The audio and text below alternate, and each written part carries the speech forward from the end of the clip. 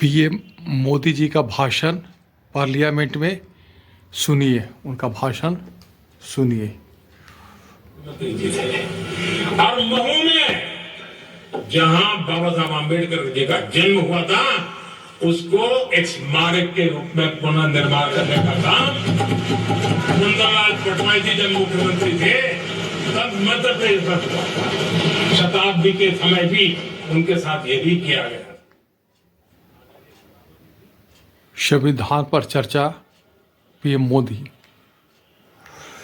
हमारे देश में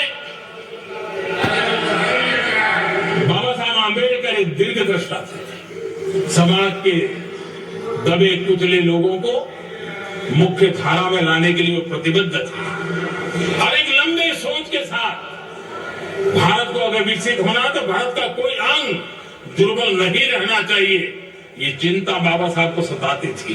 और तब जाकर के हमारे देश में आरक्षण की व्यवस्था बनी। लेकिन वोट बैंक की राजनीति में डूबे हुए लोगों ने धर्म के आधार पर, तुष्टीकरण के नाम पर आरक्षण के अंदर कुछ न कुछ नुक्से देने करने का प्रयास किया और इसका सबसे बड़ा नुकसान एससी, एसटी और ओबीसी समाज को हुआ है।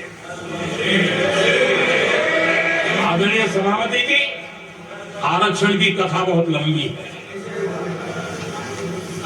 नेहरू जी से लेकर के राजीव गांधी तक कांग्रेस के प्रधानमंत्रियों ने आरक्षण का घोर विरोध किया है। हिस्ट्री कह रही है आरक्षण के विरोध में लंबी लंबी चिट्ठियां स्वयं नेहरू जी ने लिखी है, मुख्यमंत्रियों को लिखी है।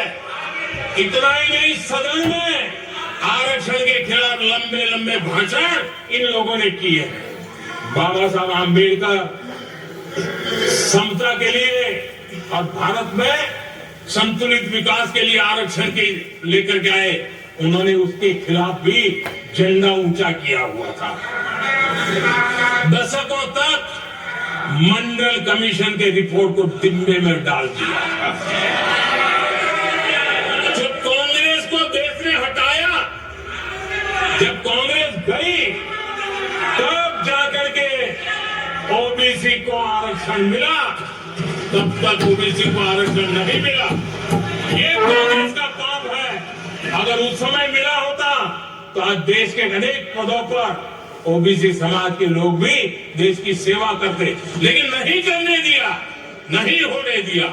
ये पाप इन्होंने किया था। आदरणीय सभापति जी, जब हमारे यहाँ